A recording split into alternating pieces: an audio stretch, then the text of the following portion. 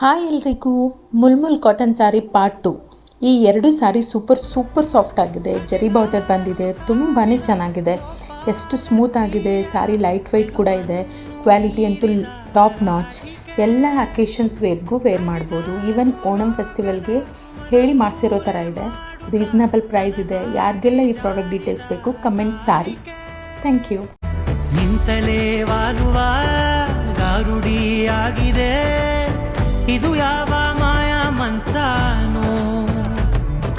ಕುಂತಲೇ ತೇಲುವ ಸಂಭ್ರಮ ಮೂಡಿರೆ, ಬಿಸಿಲಲ್ಲಿ ಮಳೆಯ ಮಿಲನ